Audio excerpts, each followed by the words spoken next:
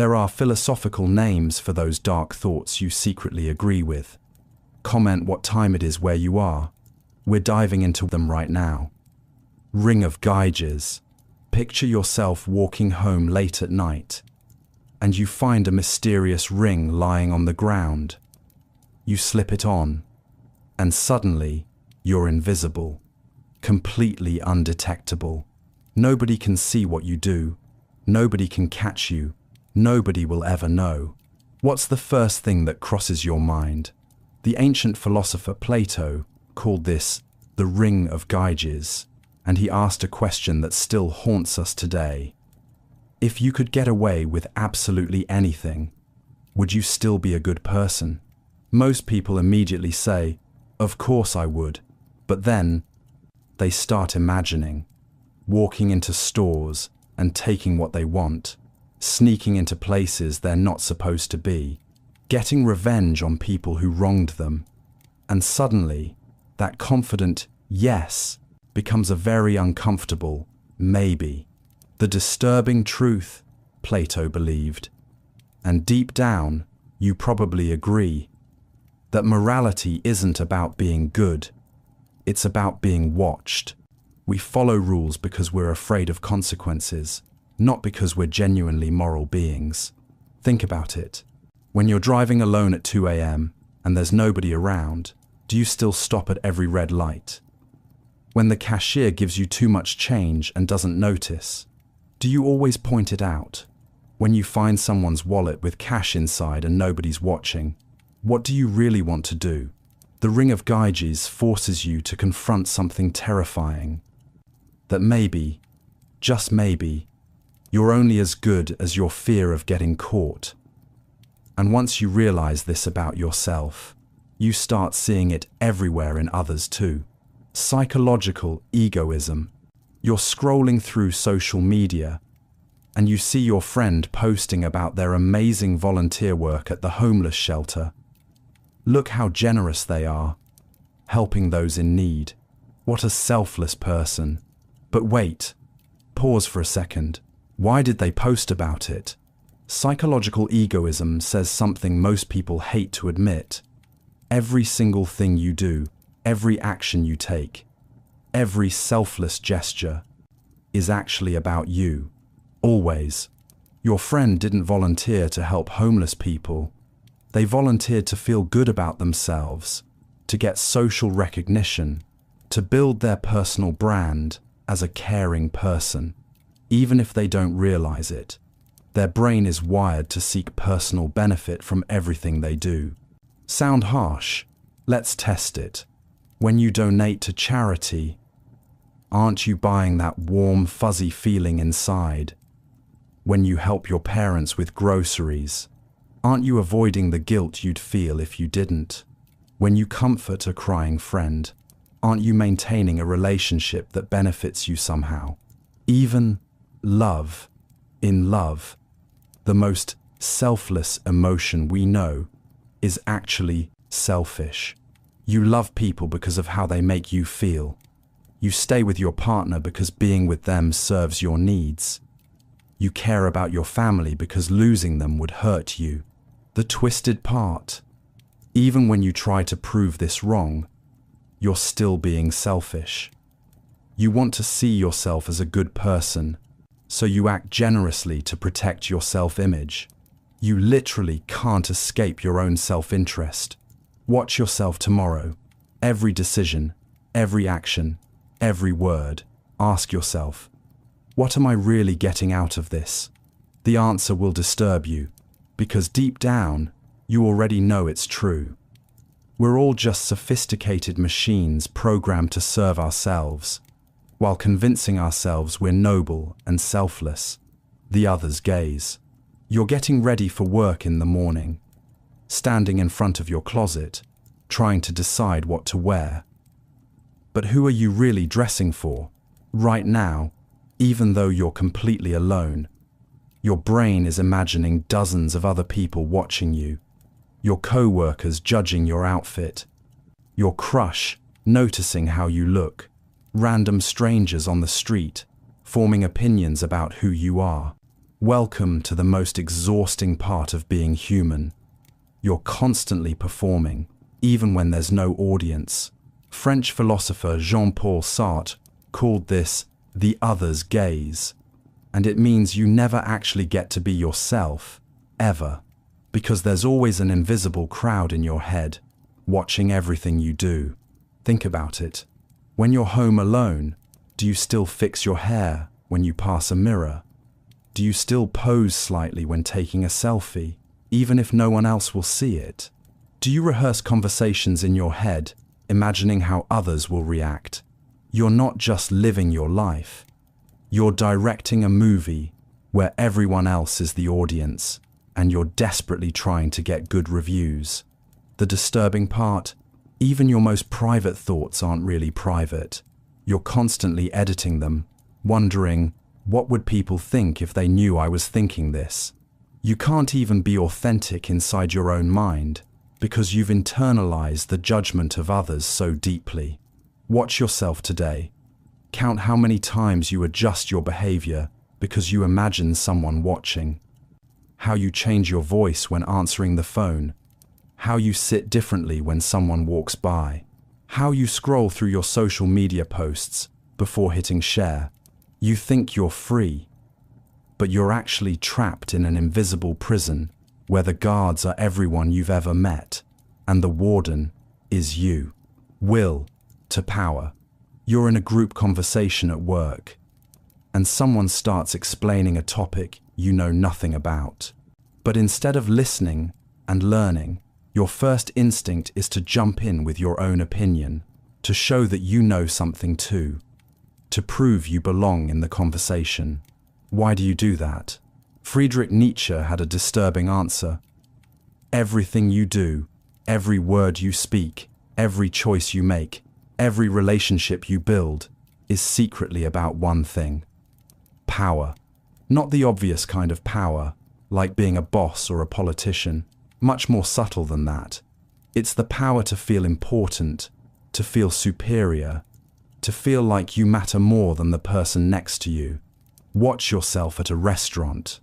When the waiter gets your order wrong, why do you get annoyed? Sure, you want the right food, but deeper than that, you want to feel like someone who deserves to have their orders followed correctly, someone whose wishes matter. When you correct someone's grammar in the comments, you're not helping them learn. You're showing everyone else that you're smarter. When you share that news article with your hot take, you're not informing people. You're positioning yourself as someone worth listening to. Even your kindness is a power move. When you help someone, you get to be the capable one, the generous one, the person who has enough resources to give. You literally feel bigger than them in that moment. The most disturbing part? Your brain is constantly ranking everyone around you. Who's more attractive, more successful, more popular, more interesting? And every interaction becomes a game where you're either winning or losing. Right now, watching this video, I'm smart of you is probably thinking, I'm smarter than people who don't know about these concepts. Even learning philosophy becomes a way to feel superior to others. You can't escape it. Because the will to power isn't something you have, it's something you are. Hard determinism. You wake up tomorrow morning and decide to grab coffee instead of tea. Simple choice, right? You're in control of your decisions.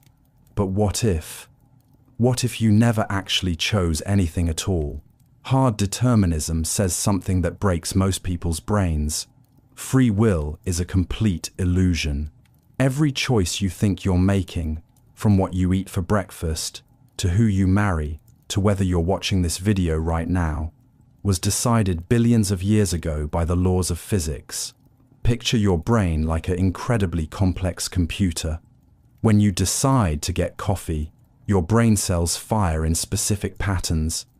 But why do they fire that way? Because of the brain cells that fired a second before. And why did those fire? Because of the ones before that, and before that, and before that. Keep tracing it back.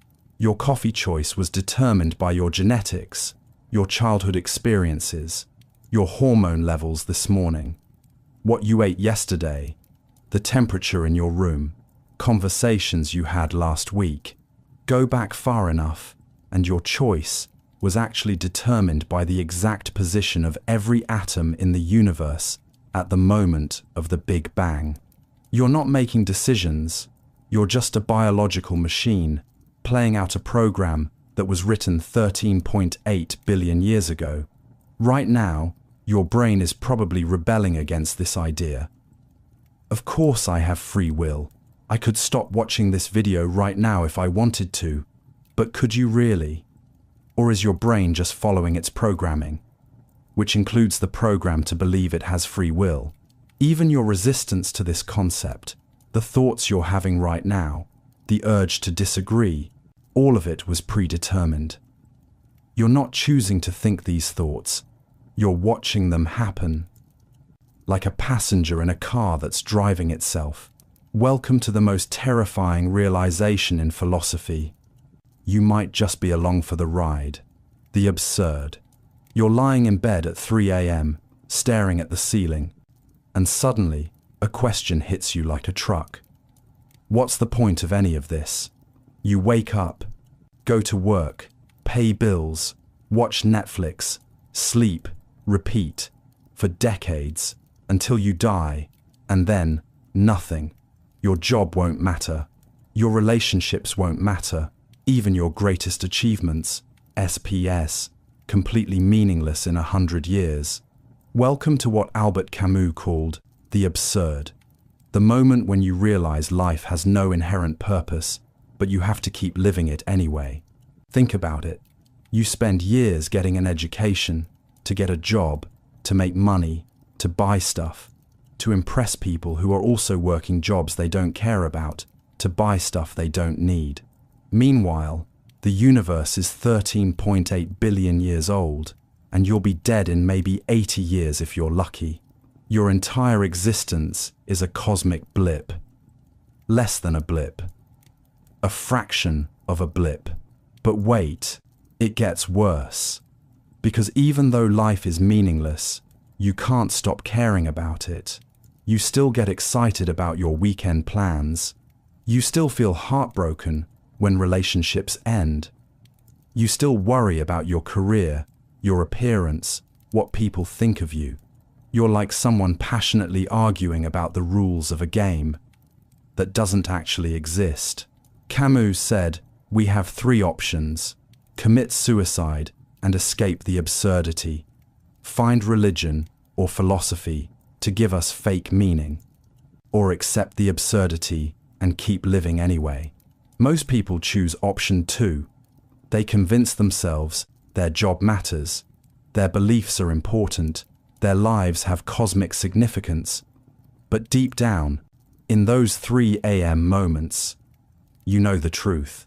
You're trapped in a meaningless universe, forced to create your own purpose, knowing it's all just elaborate self-deception to avoid facing the void.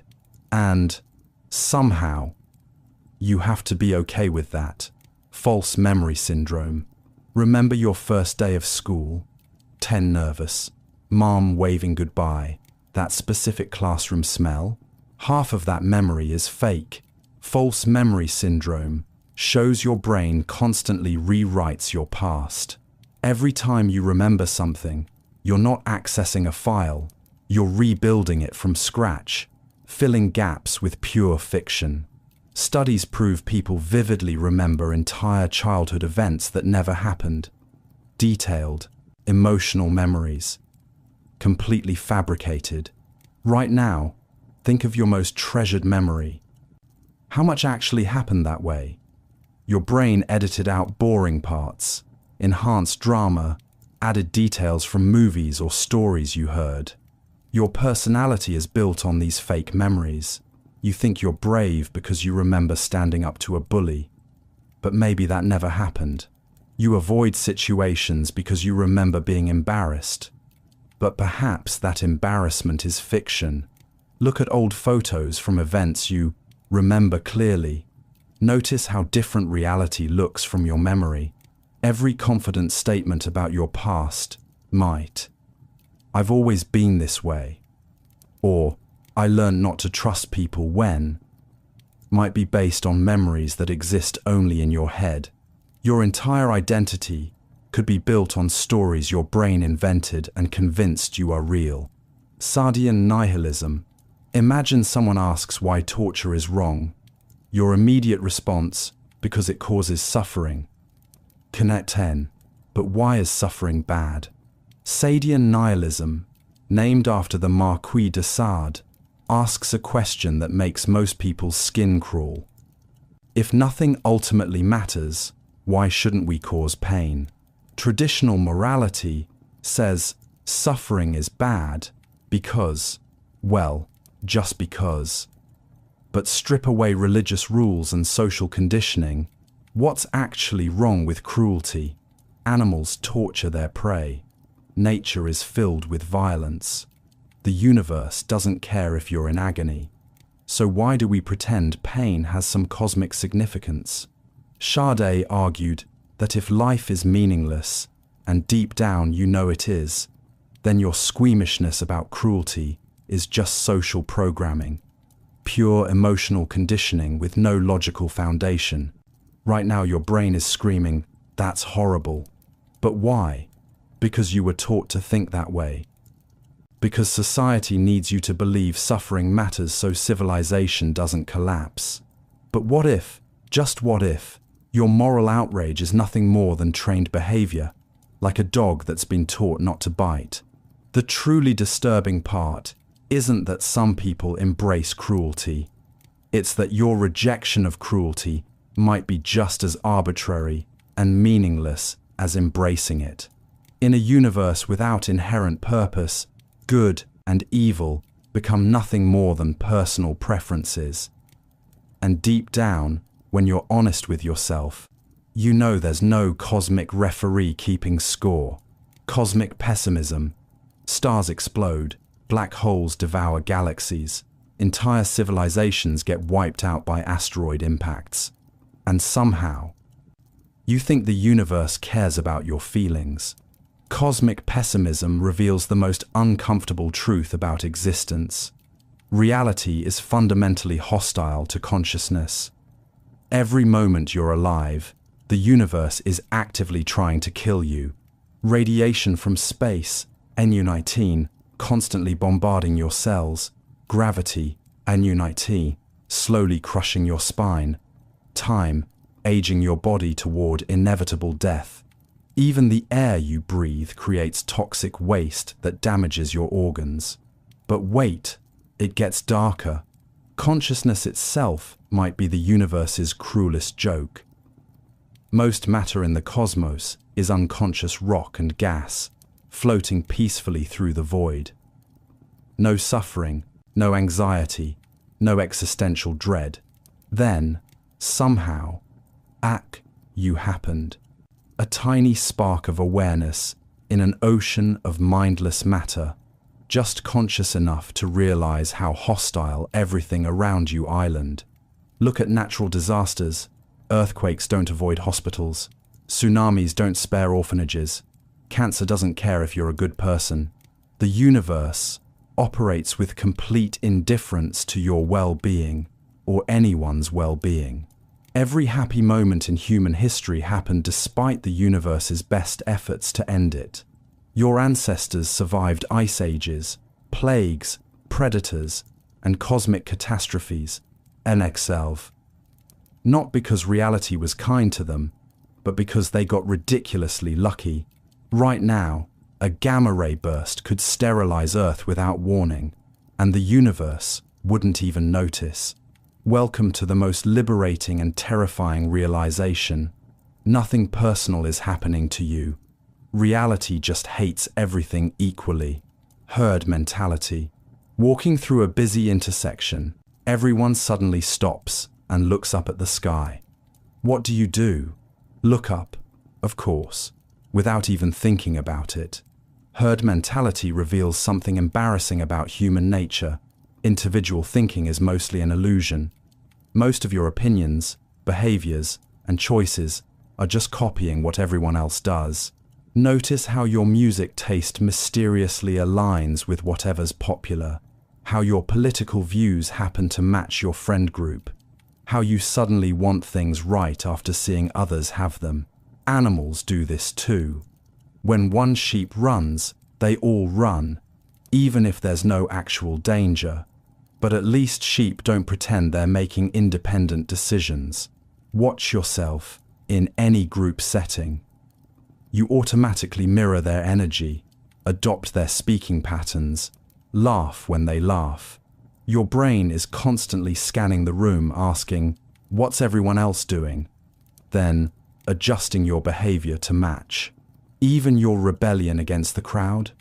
Still herd behavior, IT5, just following a different herd. Social media makes this worse.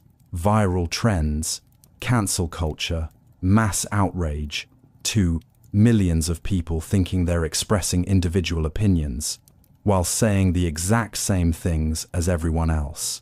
The most disturbing part, right now, most of your core beliefs about yourself, your values, your goals probably came from whatever group you happen to fall into. Strip away social influence, and what's actually left of you? Banality of evil. Someone at work starts spreading gossip about a co-worker. Nasty, personal stuff. What do? Most people don't join in. But they don't stop it either. They just listen, nod, maybe even laugh uncomfortably. Hannah Arendt called this the banality of evil. How ordinary people participate in terrible things not because they're monsters, but because they're thoughtless. Adolf Eichmann, who organized Holocaust deportations, wasn't a raging psychopath. He was a boring bureaucrat who followed orders, filled out paperwork, and never questioned what he was doing. Sound familiar? Every day, you participate in systems that cause suffering. Buying clothes made by exploited workers, staying silent when someone makes racist jokes, ignoring homeless people on your way to buy coffee. Not because you're evil, because thinking is exhausting. It's easier to follow the crowd, keep your head down, do what everyone else does. Right now, there's probably something happening in your workplace, your friend group, your family, something wrong that everyone knows about but nobody addresses. And you're part of that silence. The scariest part, evil doesn't need passionate villains. It just needs regular people who don't want to make waves. Look around. Most harm in the world isn't caused by monsters. It's caused by people just like you. Good people who choose comfort over courage. Slave morality. Someone cuts in line at the grocery store, confident, unapologetic, taking what they want. Your immediate reaction, what a selfish person. But wait. Why is selfishness automatically bad? Nietzsche's slave morality suggests something disturbing. Your moral system was invented by losers to make winners feel guilty. Originally, good meant powerful, beautiful, successful. Bad meant weak, ugly, unsuccessful. Simple as that. But the weak got clever. They couldn't beat the strong. So they flipped the script. Suddenly, being meek became virtuous. Self-sacrifice became noble. Suffering became holy. Christianity perfected this. Blessed are the poor. The meek shall inherit the earth. It's easier for a camel to go through a needle's eye than for a rich man to enter heaven. Translation: we can't win at life, so let's make losing into winning. Notice how modern morality celebrates weakness. We praise people for being humble, selfless, putting others first. We shame ambition, confidence, and success as greedy or selfish. But deep down, don't you admire people who take what they want, who live boldly without apologizing, who refuse to shrink themselves to make others comfortable? Your moral outrage at selfish behavior might just be resentment disguised as righteousness. The weak convincing themselves, and you, that their inability to compete is actually moral superiority, makes you wonder, are you practicing morality or just organized envy? Eternal recurrence. Picture this. When you die, you instantly wake up as a newborn, living your exact same life again. Every moment, every choice, every mistake, repeated infinitely.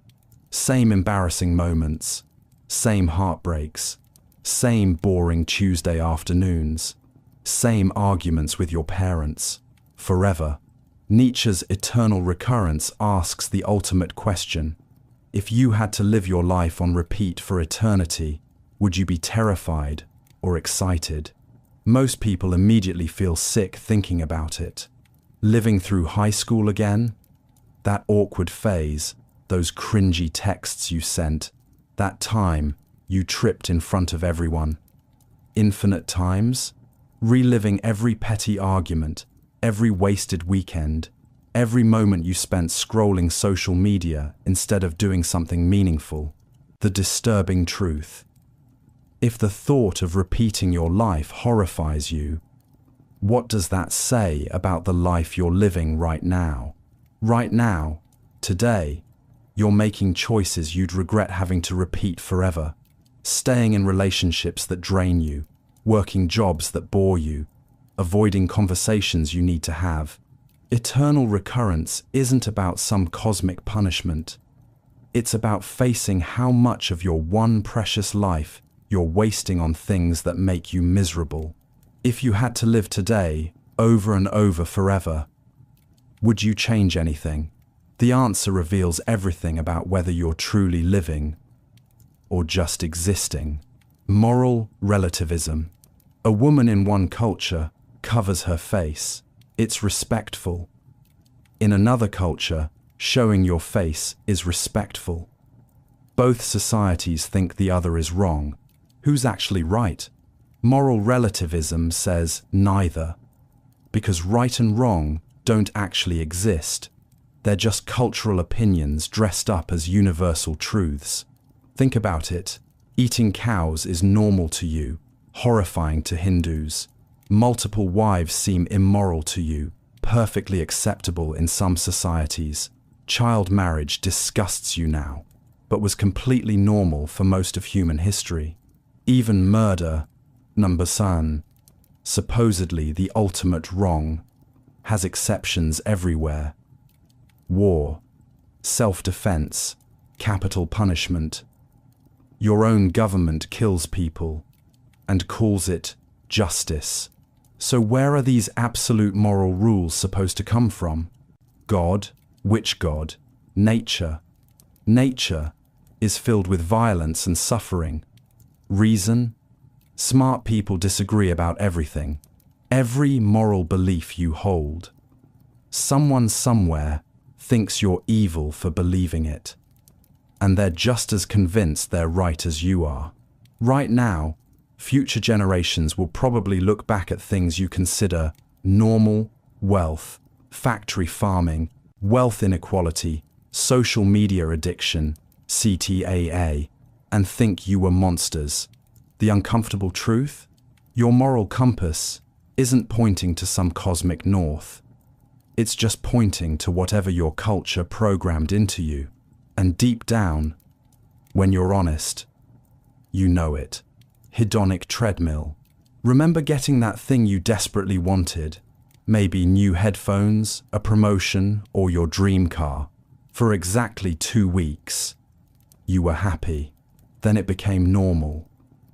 Background noise. Just another thing you owned that didn't make you feel special anymore. Welcome to the hedonic treadmill. 1905.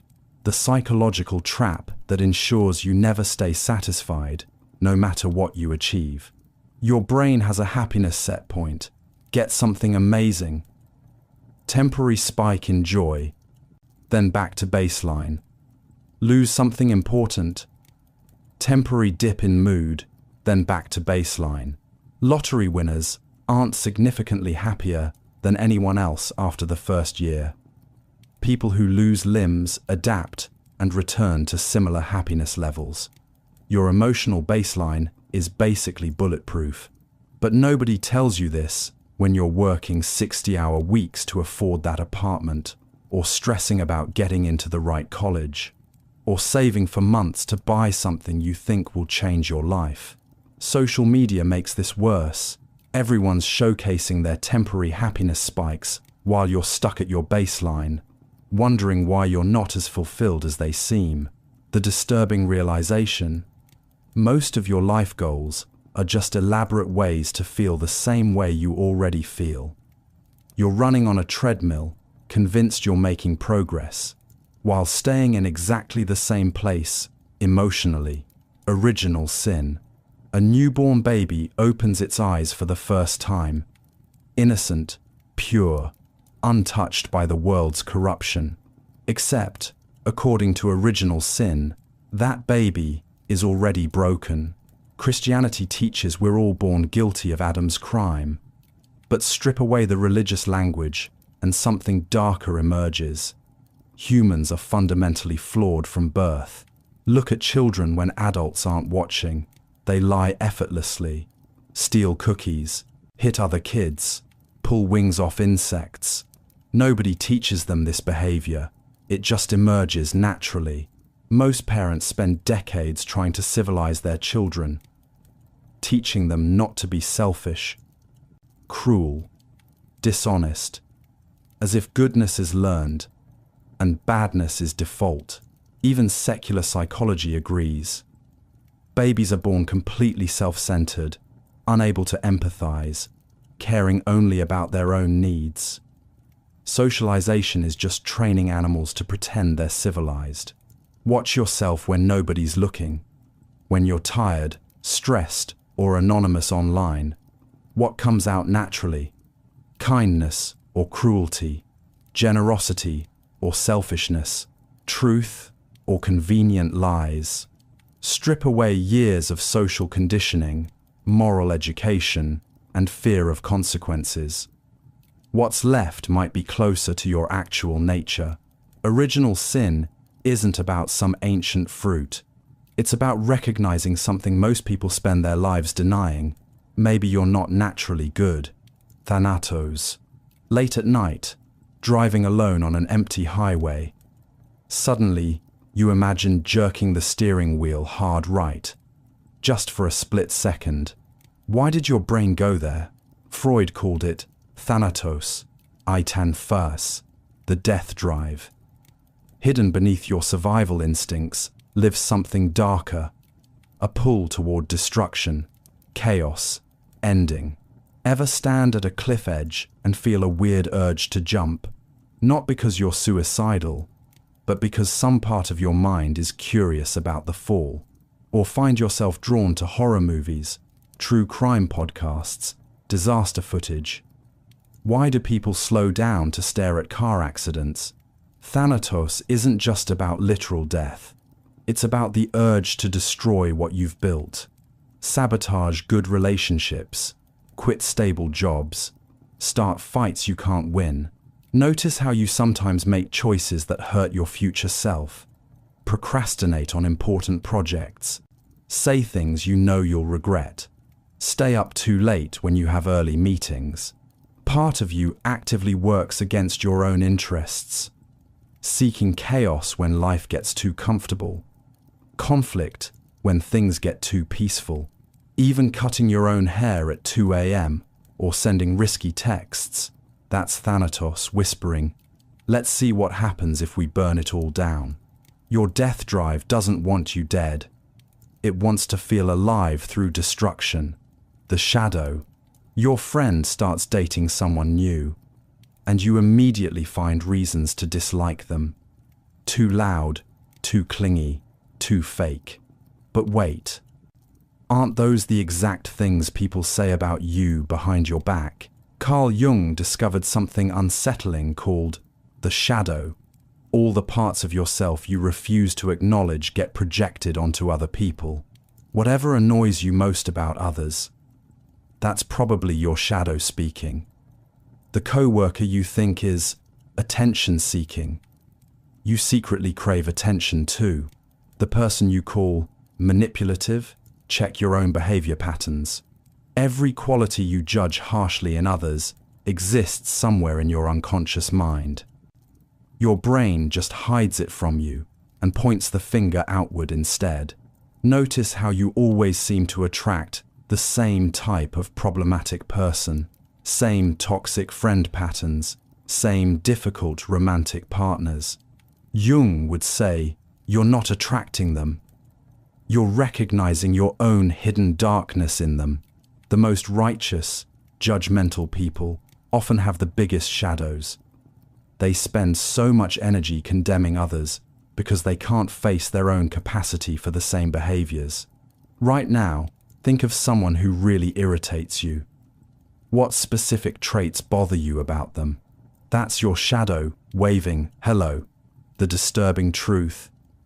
You are everything you hate in other people. You're just better at hiding it from yourself. Genetic determinism.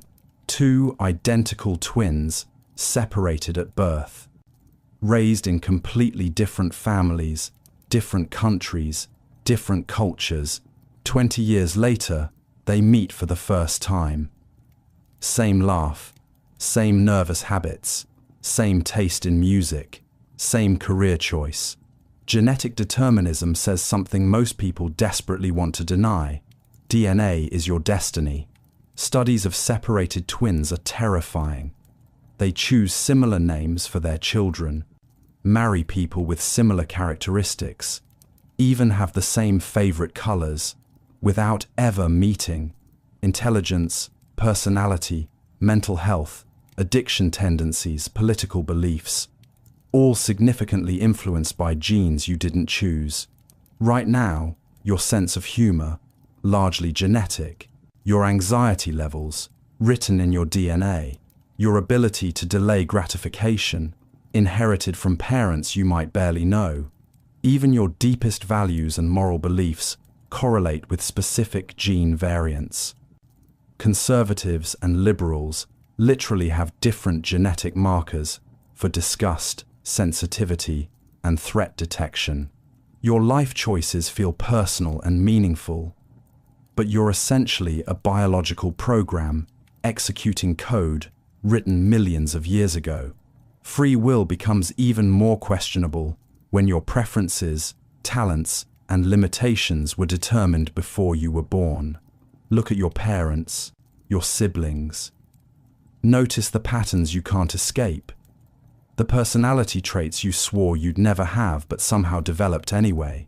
Your genes don't just influence you. They are you. Solipsism. Ever had a conversation where someone's response seemed scripted? Like they weren't really thinking, just playing their expected role. What if they actually weren't thinking at all? Solipsism asks the ultimate paranoid question. ITR. What if you're the only conscious person in existence and everyone else is just an elaborate illusion? Right now, you're experiencing thoughts, feelings, consciousness. But when you look at other people, you're just assuming they have inner lives too. You've never actually experienced someone else's consciousness. Maybe your friends are just biological robots programmed to act human. Maybe their laughter is automatic responses, their tears just chemical reactions without real emotion behind them. When someone says, "I understand how you feel," do they? Or are they just saying words their programming tells them to say? Notice how predictable most people are. Same reactions to the same situations, same opinions within their social groups, same emotional patterns, almost like they're running on software instead of genuine consciousness. Even worse, maybe this entire reality is just your mind, creating an elaborate simulation. Other people, places, this video, all projections of your consciousness talking to itself. Deep down, you already feel completely alone in your head, maybe because you actually are. And everyone reading these words right now might just be extensions of one mind. Yours. Dysteleological suffering. A child gets cancer at age 7. D's in pain, terrified, never understanding why. Where's the lesson in that? What purpose did it serve? How did it make anyone stronger? Dysteleological suffering destroys our need for meaning. It's the reality that most pain is completely pointless. People desperately search for silver linings. Everything happens for a reason. God has a plan. What doesn't kill you makes you stronger. Whoa. But sometimes, a drunk driver just hits a family. A hurricane destroys a town. Someone develops dementia and forgets everyone they love. No cosmic purpose, no character building, no greater good, just random, meaningless agony. Watch how uncomfortable people get when you can't find meaning in tragedy. They'll twist themselves into knots trying to explain why terrible things needed to happen. Natural disasters kill millions. Genetic diseases torture innocent children. Mental illness destroys brilliant minds. And the universe doesn't care, doesn't learn anything, doesn't become better because of it.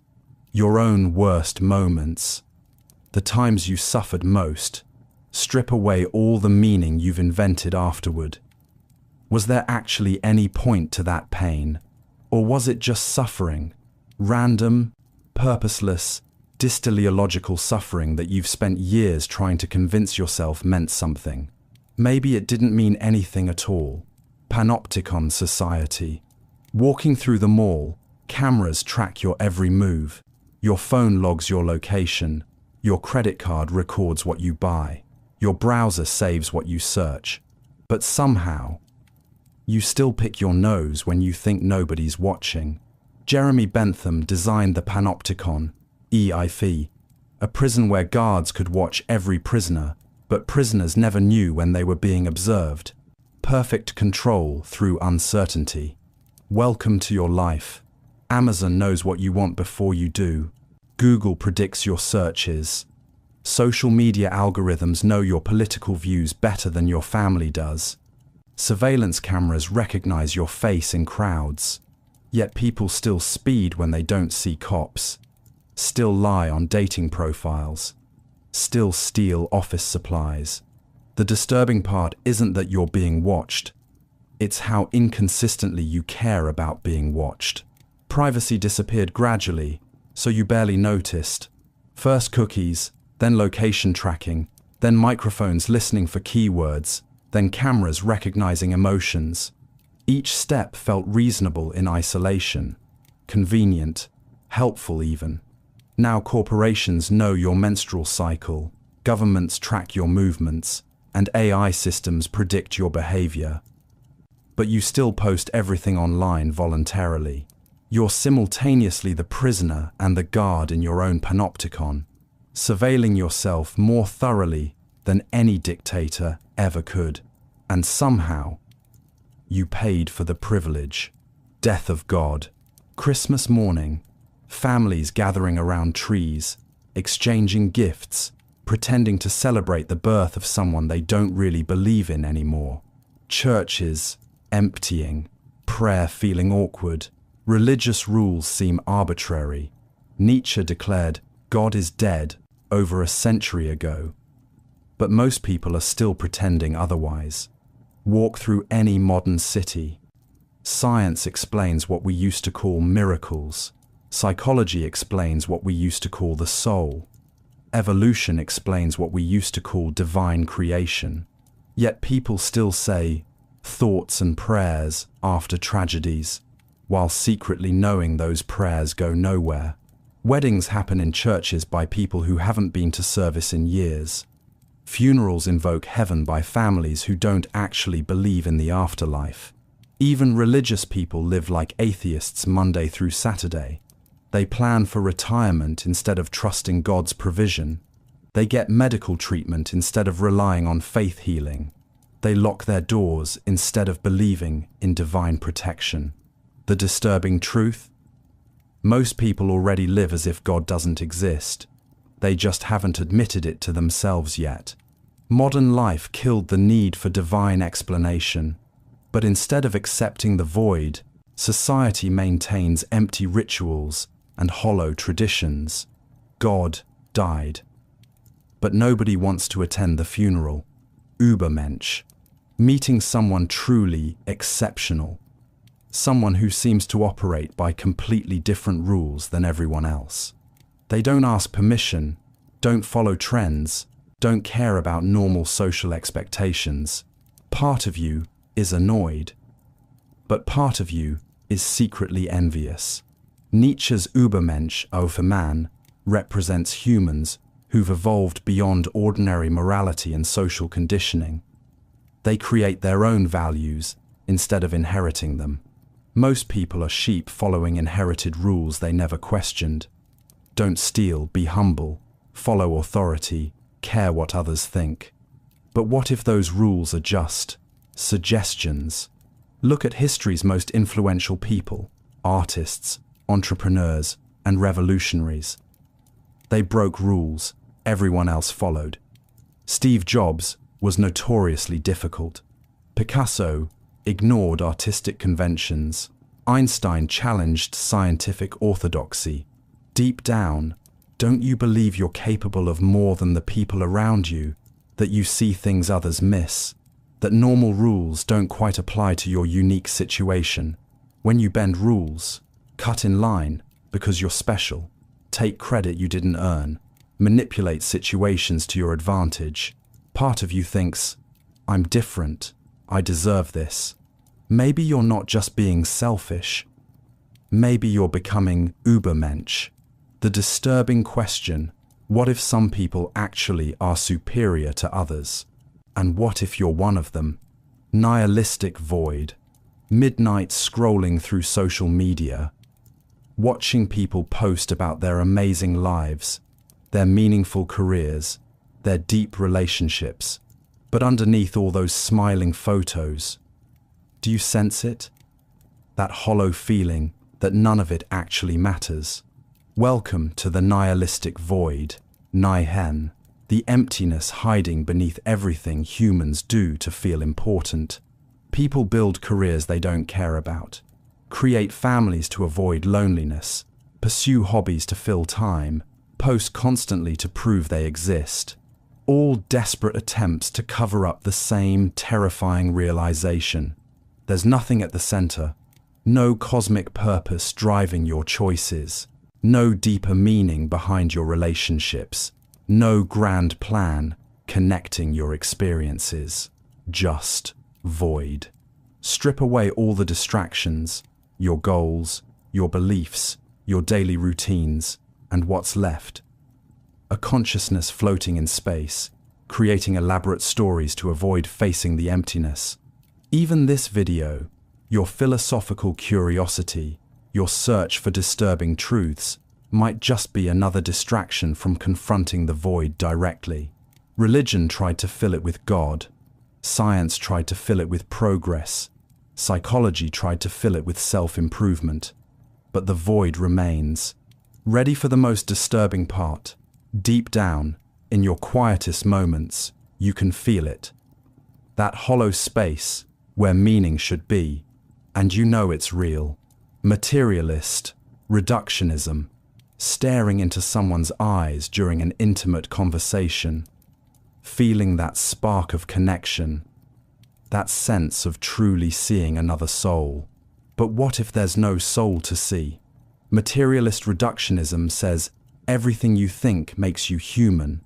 Love, creativity, consciousness, spiritual experiences is just chemistry. When you feel overwhelming love for someone, that's dopamine and oxytocin flooding your synapses.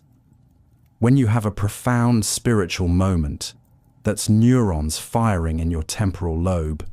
When you create art that moves people, that's just pattern recognition software in your brain.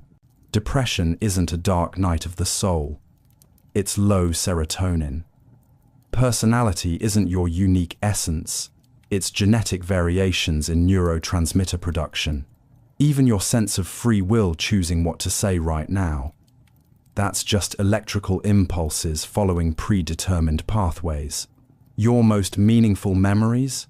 Chemical traces in neural networks. Your deepest beliefs about reality?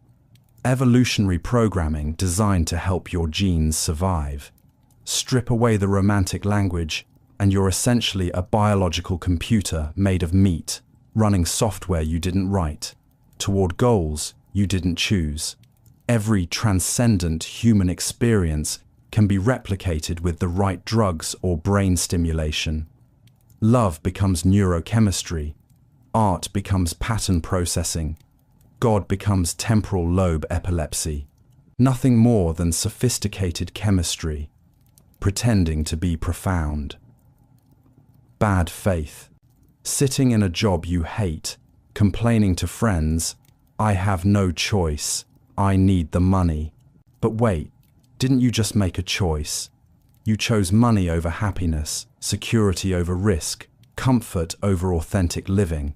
Jean-Paul Sartre called this bad faith, lying to yourself about your own freedom to avoid the anxiety of choosing. I can't leave my toxic relationship. We have kids together. I can't pursue my dreams. I'm too old now. I can't speak up at work. I might get fired. Every can't is actually a won't. Every excuse is a choice, disguised as inevitability.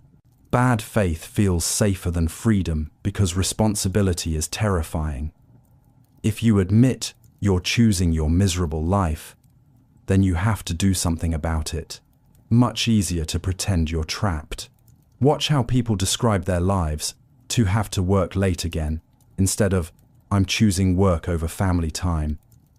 My anxiety won't let me, instead of "I'm avoiding something that scares me." Even bigger lies: "I'm just not the type of person who." People like me don't. I was raised to.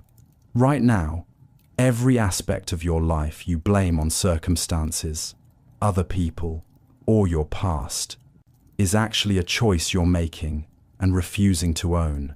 Bad faith isn't just lying to others about your freedom. It's lying to yourself. Terror management, buying expensive clothes, posting perfect photos online, working overtime for a promotion you don't really want. Why do any of it? Terror management theory suggests every human behavior stems from one source: absolute terror of dying. Ernest Becker argued that consciousness is humanity's curse. Animals don't know they'll die, so they live without existential dread. But humans? We're aware enough to understand our mortality, yet too attached to life to accept it. So we create immortality projects, desperate attempts to outlive death through symbolic meaning.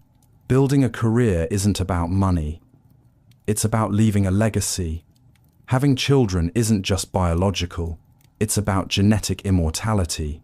Creating art, accumulating wealth, even getting famous on social media, all ways of pretending you'll somehow survive death. Religion promises literal immortality. Nationalism offers belonging to something eternal. Even your morning coffee routine creates the illusion that life will continue predictably forever. Watch how people react to reminders of mortality. After 9/11, church attendance spiked. During COVID, people hoarded supplies and clung to routines. Strip away the immortality projects, and what drives you? The same thing that drives everyone. Pure, animal terror of non-existence. Every goal, every relationship, every achievement. Just elaborate ways of not thinking about dying. Social Darwinism. Job interview. Two equally qualified candidates sitting in the waiting room. One gets hired, the other doesn't. Society says, "May the best person win." But what if the best person is just whoever's willing to be most ruthless? Social Darwinism applies survival of the fittest to human society. Rich people deserve wealth because they're naturally superior. Poor people deserve poverty because they're naturally inferior. Sounds harsh until you examine your own beliefs.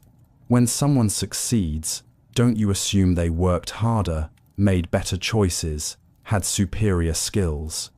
When someone fails, don't you secretly think they must have done something wrong? Every time you judge homeless people as lazy or admire billionaires as brilliant, you're practicing social Darwinism, competition for college admissions, job promotions, dating, all based on the idea that some humans are simply better than others. Winners deserve to win, losers deserve to lose. Even charity feels condescending. The fit helping the unfit out of pity rather than recognizing equal human worth. Look around. Society is already organized like this. Better genetics, better upbringing, better connections. Some people start ahead, and society calls their advantages merit. The disturbing truth: deep down, you probably believe some people matter more than others, and secretly hope you're one of the ones who matters.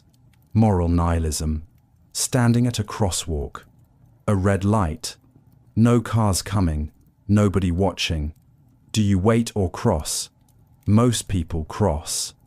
And in that moment, they prove moral rules are just suggestions. Moral nihilism argues that nothing is actually right or wrong. Murder, kindness, helping strangers, torturing innocents, all equally meaningless from the universe's perspective. But causing pain is obviously wrong. Why? Because it feels bad. Lots of things feel bad that aren't immoral. Exercise, studying, dental work. Because society says so. Society once said slavery was moral. Different societies have opposite moral codes. Which one's correct? Because God commands it.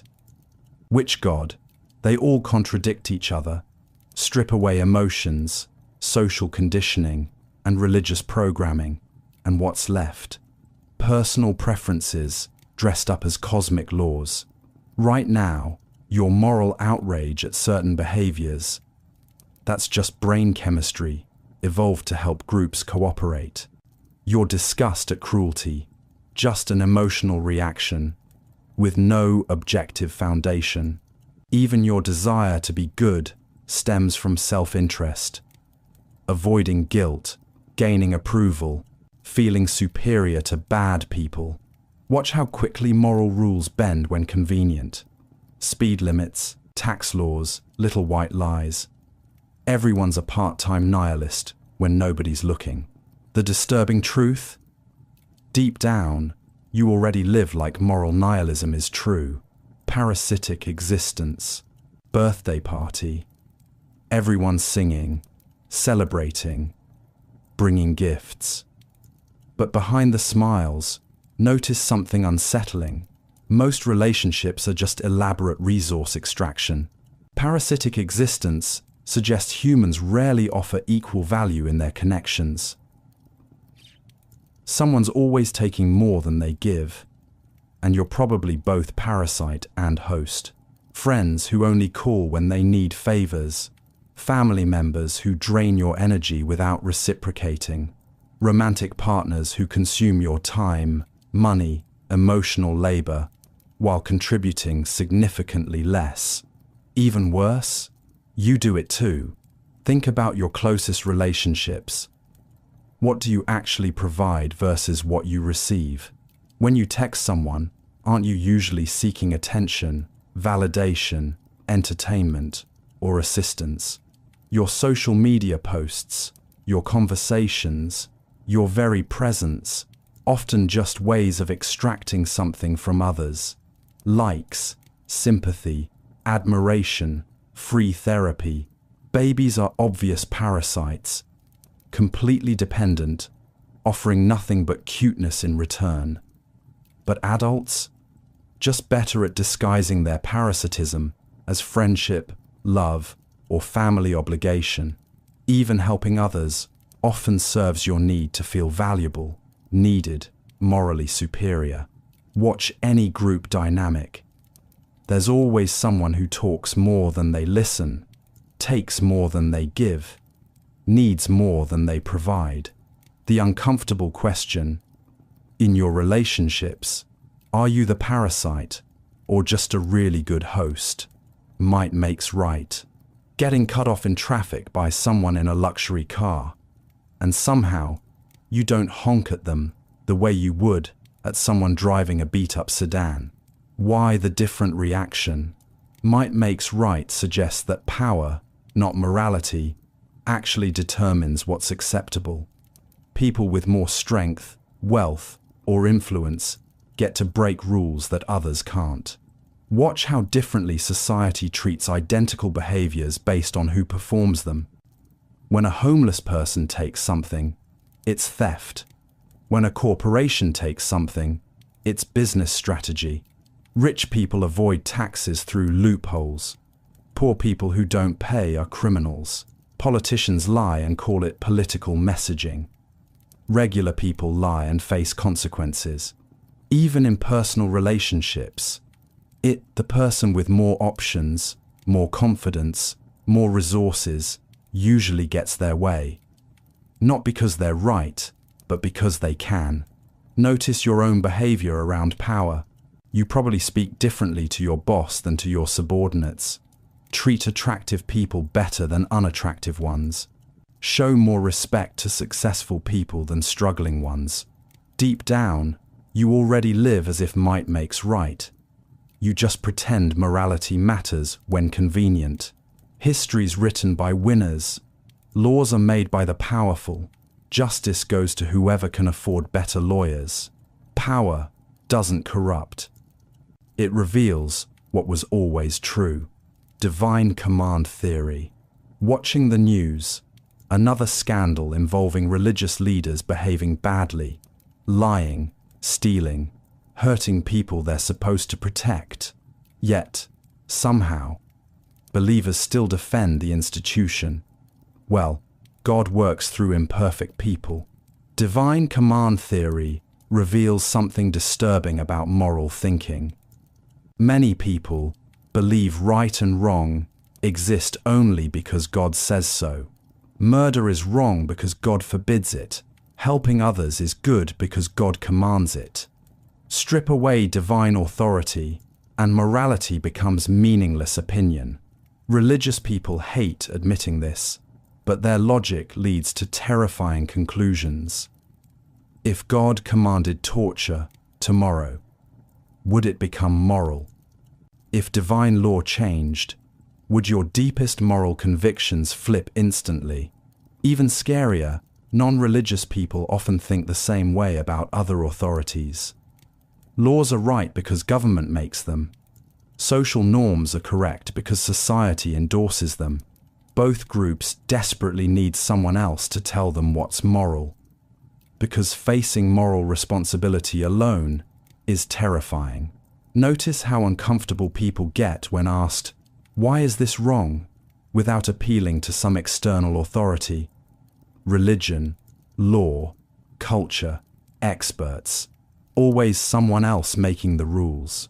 Deep down, most people don't want to be morally autonomous. They want to follow orders, then blame the authority figure when things go wrong. Free moral choice is too heavy a burden. Brain in vat. Through virtual reality headsets, you escape into artificial worlds. But what if you never escaped back? Brain in vat theory suggests everything you experience could be electrical signals fed to your harvested brain, floating in laboratory fluid. Your memories, relationships, sensations, all perfectly simulated by scientists you'll never meet. Right now, you feel certain this is reality. But a brain in vat would feel identical certainty about their fake world. Every test you'd try, pinching yourself, asking others for confirmation, would be perfectly replicated in simulation. Pain, love, fear. Just electrical patterns that could be artificially induced. If this is all simulation, when did it start? Are you living someone else's life? Are you even you? The disturbing truth? You could never tell the difference, and might never be meant to discover it. Existential nausea. Grocery store checkout line. Mindlessly scanning items, going through motions, when suddenly everything feels wrong. Not sick wrong, existentially wrong. Jean-Paul Sartre called this existential nausea, the overwhelming disgust that hits when you suddenly see reality without comforting illusions. Standing there, with your cart full of stuff you don't really need, surrounded by people playing roles they never chose, following routines that serve no ultimate purpose, and for one horrifying moment, the absurdity becomes visible. Why are you buying groceries? To stay alive. Why stay alive? To buy more groceries. Everything feels hollow. Your job, your relationships, your goals, all just elaborate ways to avoid confronting the void. People walking around pretending their activities matter, while the universe spins indifferently through space. Existential nausea isn't depression, it's clarity. Seeing through the social constructs and personal delusions that usually make life bearable. Most people feel this occasionally, usually at 3 a.m., in empty parking lots, during routine activities that suddenly seem pointless. Then they quickly distract themselves back into comfortable numbness. But some philosophers argue this nausea is the most honest human experience. The moment when you see existence as it really island, raw, meaningless, absurd, and inescapable. Evolutionary debunking. You're watching a sunset and you feel overwhelmed by its beauty, convinced you're witnessing something objectively magnificent about the universe. But what if that feeling is just ancient software lying to you? Evolutionary debunking suggests your deepest convictions about truth, beauty, and morality are just survival mechanisms disguised as insights. Your sense that murder is wrong. Evolution programmed cooperative instincts because groups that didn't kill each other survived better. Your attraction to symmetrical faces. Genetic health indicators helped ancestors choose good mates. Even your love of nature, art, music, all potentially just brain circuits that once helped humans survive, now misfiring in modern environments. Your moral outrage at injustice, tribal loyalty software, your sense of meaning and purpose, death anxiety management, your aesthetic preferences, environmental cues that once indicated safety or resources. Scientists can now predict your political beliefs by measuring your disgust sensitivity. Your personality traits correlate with specific genetic variants. Your deepest philosophical intuitions might be as programmed as a bird's migration patterns. Strip away evolutionary programming and what's left of your authentic self. Every conviction you hold most sacred, every belief you die defending, every value you consider obviously true, potentially just biological accidents that helped your ancestors reproduce. Your mind isn't discovering truth. It's executing code written by natural selection, compulsion to repeat. You break up with someone who treats you badly, promising yourself, never again. 6 months later, you're dating someone with the exact same toxic patterns. Freud discovered something unsettling called compulsion to repeat. Humans are magnetically drawn to recreate their worst experiences over and over. Abusive childhoods create adults who seek abusive relationships. People who grew up poor often sabotage financial success. Those raised by alcoholics frequently become addicts themselves, not because they enjoy suffering, because familiar pain feels safer than unknown joy. Watch your own patterns. Same types of friendships that drain you. Same work situations that stress you out. Same self-destructive habits you swore you'd quit. Even positive changes feel wrong when you're programmed for chaos. Healthy relationships feel boring. Financial stability creates anxiety. Success triggers self-sabotage.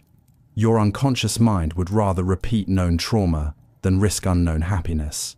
Notice how you keep having the same arguments with different people. Keep finding yourself in similar disappointing situations.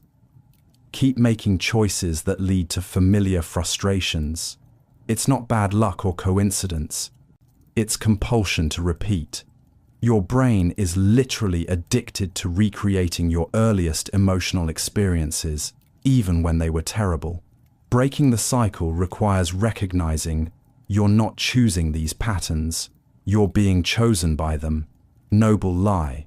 Watching politicians on TV making campaign promises, knowing they're lying, yet somehow hoping they'll follow through anyway. Deep down, don't you kind of want them to lie? Plato's noble lie suggests that society needs certain deceptions to function. Some truths are too devastating for regular people to handle, so leaders should lie to maintain order. Think about it. Parents lie to children about death, violence, adult problems. Everything will be okay when it won't. Santa brings presents to teach generosity. Good things happen to good people to encourage moral behavior. Even as adults, you probably prefer comfortable lies. Doctors who say, "You'll be fine," instead of discussing mortality statistics. Friends who say, "You look great," when you clearly don't. Society that pretends hard work guarantees success. Politicians lie about economic recovery, military victories, national security, and voters often reward the best liars rather than the most honest candidates.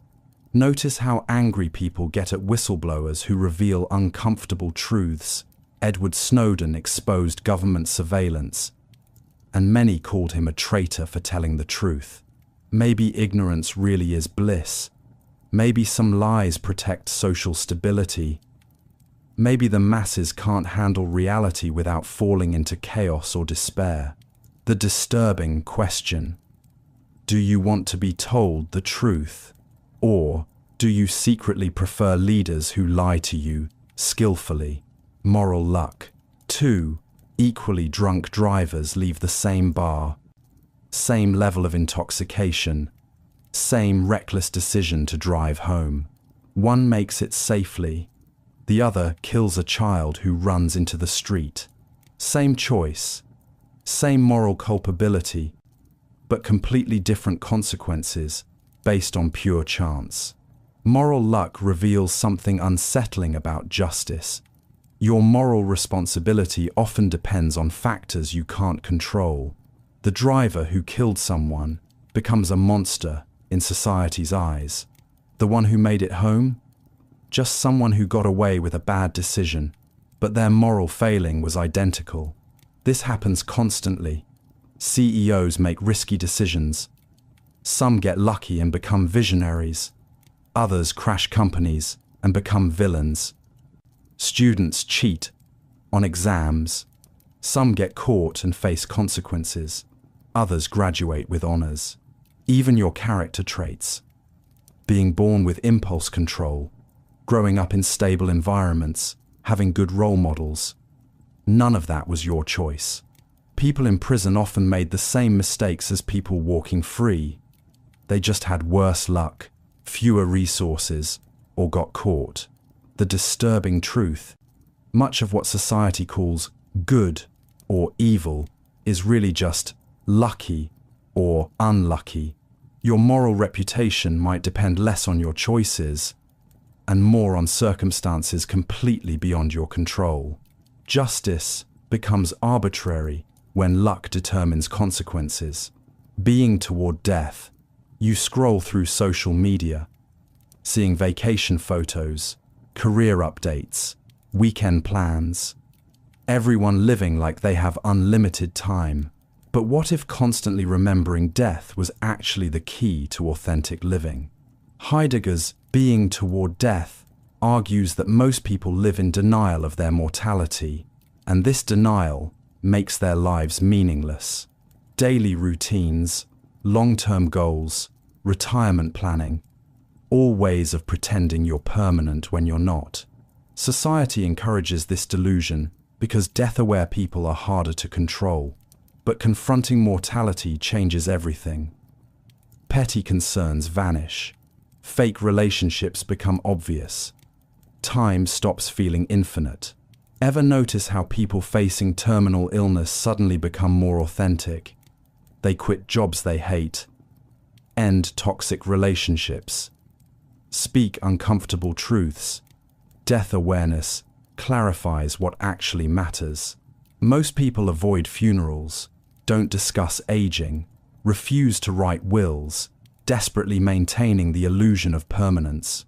But what if embracing your finite existence, your being toward death, was the only way to live genuinely?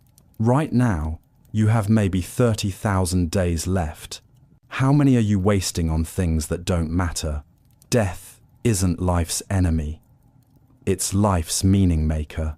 Without mortality, nothing would have urgency, weight, or significance. Cultural relativism. Restaurant menu. Authentic ethnic cuisine, prepared by someone who's never been to that country.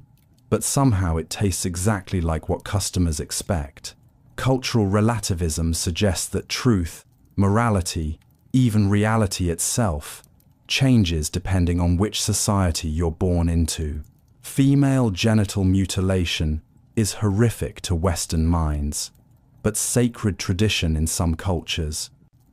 Arranged marriage seems oppressive to individualistic societies, but loving family guidance to collectivist ones.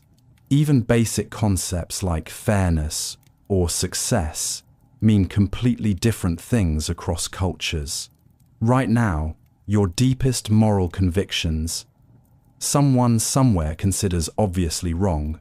Your lifestyle choices, others view as immoral or insane. Americans value individual freedom above community harmony. Japanese prioritize group stability over personal expression. Neither is objectively correct. Even your sense of time, personal space, appropriate emotions, all culturally programmed. The disturbing realization? There's no universal human nature, no objective moral standards, no correct way to live. What feels natural and right to you is just cultural conditioning you absorbed without realizing. Strip away your cultural programming, and you might discover there's no real you underneath. Just arbitrary beliefs you inherited from the society that raised you. Death drive, video game loading screen, and for a split second, you hope it crashes so you don't have to play. Work alarm goes off, and part of you wishes you'd just sleep forever instead of facing another day. Freud's death drive suggests humans have an unconscious urge toward destruction, dissolution, ending. Not suicidal thoughts exactly, more like exhaustion with the effort of existing. The constant work of maintaining relationships, careers, responsibilities. Ever feel drawn to self-sabotage? Picking fights when things go too well? Procrastinating on important projects? Staying up late when you need sleep? That's death drive. Your psyche seeking release from the burden of consciousness. Watch people in boring meetings zone out completely. Notice how relief feels when plans get cancelled. See how vacation days are often spent doing absolutely nothing. Part of you craves the peace of non-existence. Not death necessarily, but the absence of pressure, choice, awareness. Even cutting your hair dramatically or deleting social media accounts. Small deaths, Small endings. Your unconscious mind is tired of being you and occasionally votes for dissolution. The most disturbing realization: sometimes the urge toward ending feels more authentic than the drive to keep going. Ego. Death. There is a mirror in a public bathroom. For a split second, you don't recognize the person staring back, not physically, but something deeper, like you're looking at a stranger wearing your face. Ego death isn't about dying. It's about the temporary dissolution of your sense of self. That constructed identity you carry around suddenly vanishes. Meditation masters describe it. Psychedelic users experience it. Even extreme exhaustion can trigger it. When you're so depleted that you temporarily disappears. Without ego, there's no internal narrator judging everything, no constant self-analysis, no anxiety about how others perceive you, just awareness without the I experiencing it. People who've experienced ego dissolution often report profound peace because the thing that usually causes suffering, your sense of being separate from everything else, temporarily stops existing. But it's terrifying too. Your entire reality is built around being you. So when that dissolves, what remains? Maybe just consciousness itself, without the prison of individual identity. The disturbing question: if you can exist without your ego, then what exactly is your ego? And why do you cling to it so desperately? Experience machine. So you have a perfect virtual reality chamber, offering any life you want. Fame, love, adventure, accomplishment, all designed specifically for maximum happiness. But none of it would be real. Robert Nozick's experience machine poses the ultimate question: would you plug in permanently if it guaranteed perfect contentment? Most people immediately say no, but their actions suggest otherwise. Social media creates artificial relationships. Dating apps manufacture romantic connections. Video games provide achievement without accomplishment. Streaming services deliver emotional experiences without real stakes. People already choose comforting illusions over harsh realities daily. Fantasy over fact. Filtered photos over honest self-image. What's the meaningful difference between virtual happiness and real happiness if you can't tell them apart while experiencing them? Inside the machine, you'd feel genuine love, authentic success, real friendships. Your brain wouldn't know the difference. Outside the machine, you struggle, fail, face rejection, experience loss. The disturbing part isn't that you might choose the machine. It's that you're probably already living in one. Work, relationships, goals could be elaborate simulations your mind creates to avoid confronting reality's emptiness. How would you ever know? False consciousness. When shopping for groceries with a cart full of brand-name products, you feel like you're making free choices about what to buy. But advertising executives already decided what you'd choose months ago. Marx's false consciousness reveals how people unknowingly adopt beliefs that serve the powerful while thinking they arrived at these ideas independently. Workers vote against unions while complaining about low wages. Consumers demand choice between nearly identical products. Students go into debt for degrees that mainly benefit loan companies. People celebrate billionaires as job creators, while working multiple jobs to afford rent. They blame immigrants for economic problems, instead of questioning wealth concentration. Even your personal preferences, political views shaped by media algorithms, lifestyle goals influenced by marketing campaigns, relationship expectations programmed by entertainment. Notice how readily people defend systems that exploit them. That's just how business works. Or, anyone can make it if they try hard enough. False consciousness isn't stupidity. It's sophisticated psychological conditioning that makes oppression feel like freedom. Right now, beliefs you consider obviously true might serve someone else's interests while harming your own. The most effective control happens when people police themselves, thinking they're expressing individual choice. Attachment disorder. A friend calls crying about their breakup, and your first thought isn't sympathy, but annoyance that they're interrupting your evening. Then you immediately feel guilty for being so cold. Attachment disorder suggests many people can't form genuine emotional connections. They just simulate them to get their needs met. Ever notice how quickly you lose interest in people once they stop being useful? How relationships feel like work instead of joy? How you perform caring behaviors while feeling secretly distant? Maybe you're not a bad person. Maybe you're just incapable of authentic attachment.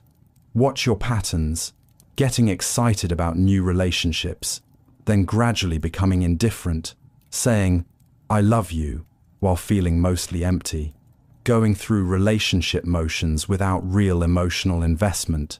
Even family connections can feel forced, obligatory, rather than natural. Psychology says some people never develop secure attachment, usually due to early childhood experiences. They spend their lives mimicking emotional connection without actually feeling it. Right now, examining your closest relationships. How much genuine care do you feel versus how much you pretend to feel? The disturbing possibility. What you call love might just be sophisticated emotional manipulation, including manipulating yourself. Motivated irrationality. Chemistry test results showing your romantic partner has been lying. But instead of confronting the evidence, you find reasons to doubt the test. Maybe the lab made mistakes. Maybe someone tampered with results. Maybe this proves how much you trust them. Motivated irrationality explains why smart people believe obviously false things when the truth threatens something they need to believe. Watch yourself ignore red flags in relationships because being alone scares you. Dismiss financial warnings because facing debt feels overwhelming. Reject health advice because changing habits requires effort. People aren't stupid. They're strategically blind to information that would force uncomfortable changes. Climate change deniers aren't necessarily unintelligent. They're protecting lifestyles that climate action would disrupt. Conspiracy theorists aren't just gullible. They're avoiding feelings of powerlessness, even your own beliefs right now. How many do you hold because they're true versus because they're convenient? Notice how easily you find flaws in evidence that contradicts your views while accepting weaker evidence that supports them. Your brain isn't a truth-seeking machine. It's a comfort-maintaining machine that occasionally stumbles across truth by accident. Motivated irrationality isn't a bug in human thinking. It's the primary feature. Radical evil. During an airport security line, you watch TSA agents search an elderly woman's wheelchair while waving through someone who looks normal. But what if evil isn't about looking dangerous? It's about choosing cruelty when kindness costs nothing. Kant's radical evil suggests some humans don't just do bad things for personal gain. They choose evil because it feels good. Not crimes of passion or desperation. Calculated cruelty for pure enjoyment. School bullies who target the kindest kids. Internet trolls who attack grieving families. People who spread malicious gossip about friends just to watch relationships crumble. They're not getting money, status, or survival advantage. They're getting pleasure from causing pain. Watch yourself. Ever feel a weird satisfaction when someone you dislike fails? Enjoy sharing embarrassing stories about others? feel energized by arguments that hurt people. Radical evil isn't about monsters in horror movies. It's about the ordinary capacity for choosing cruelty when compassion would be just as easy. Right now, think about your last petty, unnecessary meanness. Was there any practical reason for it? Or did some dark part of you simply enjoy being cruel? The disturbing truth, the radical evil, might live in everyone, waiting for permission to emerge. Radical alterity. During a coffee shop conversation, someone describes their childhood trauma, their deepest fears, their most vulnerable moments, and despite nodding sympathetically, you realize you have absolutely no idea what their experience actually feels like. Radical alterity suggests that other people's consciousness is fundamentally unknowable. No matter how much they explain, you'll never truly understand their inner world. Your pain feels urgent and real. Other people's pain sounds like descriptions of something you've never experienced. Even identical situations affect people completely differently. Death of a parent, job loss, heartbreak. Your version and their version might be entirely separate experiences. Notice how you assume others feel things the way you do. When someone says they're depressed, you imagine your version of sadness. When they describe love, you picture your emotional patterns. But what if their depression feels nothing like yours? What if their love is a completely different emotional state? Language creates the illusion that we share experiences, but words might point to entirely different internal realities. Right now, every person you think you understand remains as mysterious as an alien species. Even your closest relationships, built on the assumption that you know each other, when you might be complete strangers sharing the same vocabulary. Civilizational collapse. The power grid fails during a heat wave, and within 48 hours, grocery stores are empty, gas stations run dry, and neighbors start eyeing each other suspiciously. Makes you realize how thin the veneer of civilization really island. Civilizational collapse suggests that complex societies are inherently unstable, held together by fragile systems that could unravel surprisingly quickly. Rome fell, Maya disappeared, Easter Island stripped bare. Every great civilization eventually collapses, usually from internal decay rather than external invasion. Right now, your daily life depends on millions of strangers cooperating perfectly. Farmers growing food, truckers delivering it, engineers maintaining infrastructure, governments preventing chaos. But what happens when supply chains break? When currencies become worthless? When people lose faith in institutions?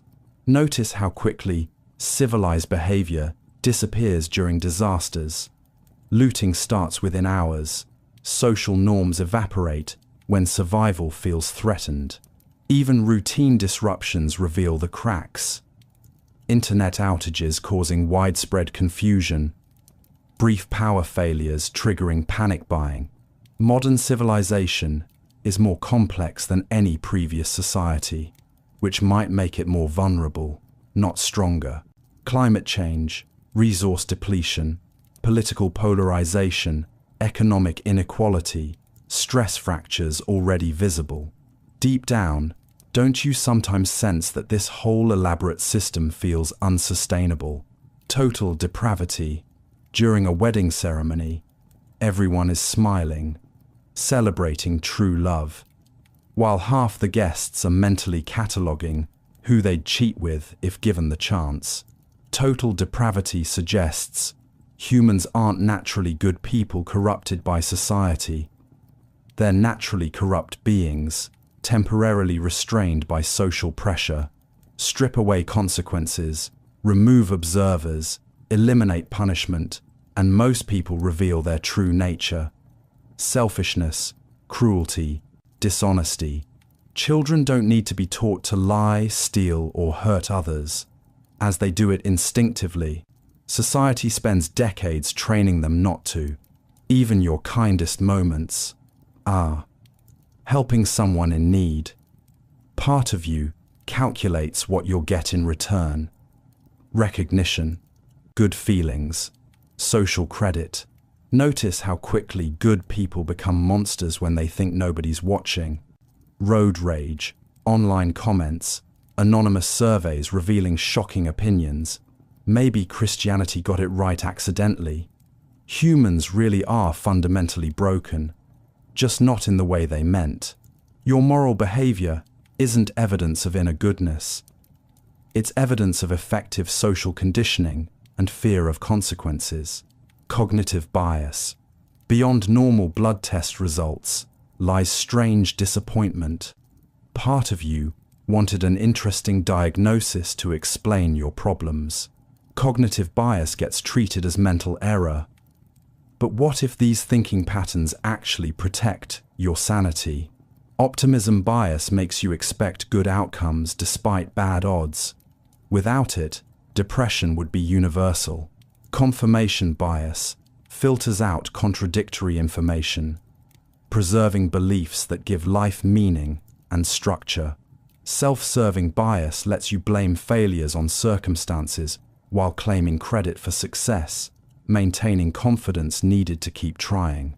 Without these flaws, you'd face reality directly. Every harsh truth, every depressing statistic, every reason for despair. Therapy patients often feel worse initially because honest self-awareness can be devastating. Maybe biases aren't bugs, they're features preventing complete psychological collapse. Memento mori. Birthday candles being blown out. Everyone cheering about getting older, while secretly calculating how many birthdays might be left. Memento mori, AP, remember you will die, was once whispered to Roman generals during victory parades to keep them humble. Modern society does the opposite. Everything designed to help you forget mortality. Anti-aging creams, retirement planning, medical advances, promising longer life. But what if constantly remembering death actually improved living? Medieval monks kept skulls on their desks. Buddhist meditation includes visualizing your own corpse rotting. Sounds morbid until you realize how it changes priorities. When you truly accept that you have limited time, meaningless activities lose their grip. Petty arguments feel absurd. Authentic relationships become precious. Notice how differently you behave when genuinely reminded of mortality. After someone dies, during health scares, near accidents, suddenly clarity emerges. Most people spend more time planning vacations than contemplating their finite existence. Death isn't life's opposite. It's what gives life urgency and meaning. Moral corruption. Donating to charity at the grocery store checkout, then immediately feeling like you've earned the right to be selfish for the rest of the week. Moral corruption suggests that acting virtuous actually makes people more likely to behave badly afterward, as if good deeds create a balance sheet that justifies future wrongdoing. Studies show people who recall past charitable acts become more willing to lie, cheat, or discriminate. Volunteers at non-profits often display shocking callousness in their personal lives. Even thinking about moral behavior without actually doing it can trigger this effect. People who simply imagine donating money become less generous in real scenarios. Watch yourself. After being extra polite to a difficult customer, don't you feel entitled to complain about them later? After helping someone move, don't you feel justified in being less helpful next time? Moral behavior creates psychological credits that get spent on immoral behavior, meaning your good deeds might actually be making you worse. Narcissistic wound. A co-worker gets promoted over you, and instead of congratulating them, you immediately start listing all their flaws and incompetencies to anyone who'll listen. Narcissistic wound explains why the tiniest slights trigger massive emotional reactions. Your self-image is far more fragile than you want to admit. Someone doesn't respond to your text, rage. Friend cancels plans, personal attack. Stranger doesn't hold the door, deep insult. These aren't reasonable responses to minor inconveniences. They're desperate attempts to protect a self-concept that's constantly under threat. Watch how differently you react to the same criticism depending on your mood. When feeling confident, feedback feels helpful. When feeling insecure, identical words feel like attacks. Your entire personality might be an elaborate defense system built around avoiding situations that expose your fundamental insecurities, even your achievements. Often just ways of proving to yourself and others that you're not as worthless as you secretly fear you are. The wound isn't that someone hurt you. It's that they revealed something you already believed about yourself. Accelerationism, stock market crash headlines, and instead of feeling worried, part of you feels excited that maybe this broken system is finally falling apart. Accelerationism suggests that sometimes the best way to fix things is to make them worse and faster. Why slowly reform corrupt institutions when you could accelerate their collapse and build something better from the ruins? Capitalism creating inequality. Speed up automation until it becomes unsustainable and forces change. Democracy becoming a farce. Let it get so dysfunctional that revolution becomes inevitable. Climate change destroying the planet. Maybe we need catastrophe before people take it seriously. Notice how you sometimes root for disasters. Part of you wants the housing market to crash so you can afford a home. Wants your terrible workplace to fail so something better emerges. Even personal relationships. Sometimes you pick fights to accelerate breakups instead of slowly drifting apart. Accelerationism says suffering is inevitable. So why drag it out? Better to rip the band-aid off quickly than slowly peel it away. The disturbing appeal. Deep down, you might prefer dramatic collapse to gradual decay. Mauvaise foi. You took a mirror selfie for social media, spending 20 minutes getting the perfect candid shot, then captioning it, "Just woke up like this." Mauvaise foi, T, French for bad faith, describes the exhausting performance of pretending your choices aren't choices. I have to work this job when you could quit. I can't help being jealous when jealousy is a choice. That's just who I am, when personality is changeable. Bad faith feels safer than admitting you're free, because freedom means responsibility for your misery. Watch yourself make unavoidable decisions. Staying in relationships that drain you, living in cities you hate, maintaining friendships that feel forced. Each "I have no choice" is really "I'm choosing the familiar over the unknown." Even reading this, part of you wants to dismiss it, because accepting radical freedom would mean acknowledging that your current dissatisfaction, island, chosen. Bad faith isn't lying to others about your constraints. It's lying to yourself about your freedom. Right now, every excuse you make for why your life can't change is probably bad faith protecting you from the terror of infinite possibility. Cave allegory. Netflix autoplay loading the next episode, and you realize you've been binge watching for 6 hours without making a single conscious choice. But turning it off feels harder than continuing the trance. Plato's cave allegory suggests most people are chained prisoners watching shadows on walls, mistaking projections for reality. Social media feeds, news cycles, entertainment. 4. all shadows cast by forces you never see. You mistake these curated illusions for actual life. Ever try explaining to someone why their favorite show is manipulative propaganda? They get angry. Not because you're wrong, but because you're threatening their comfortable cave. Most people prefer familiar illusions to harsh realities. The cave is cozy. The shadows are predictable. Truth requires effort. Even when someone drags you into sunlight, shows you how advertising manipulates your desires, how politics manufactures consent, how relationships repeat programmed patterns, part of you wants to crawl back underground. Reality is exhausting. Shadows are soothing. Right now, countless shadows flicker across your mental walls, and you call them thoughts, opinions, preferences. But what if they're just projections from sources you've never bothered to identify? Political nihilism, voting booth curtain closing, studying the ballot, weighing candidates carefully, then realizing both options serve the same corporate interests with slightly different marketing. Political nihilism suggests democracy is elaborate theater where your vote changes nothing meaningful.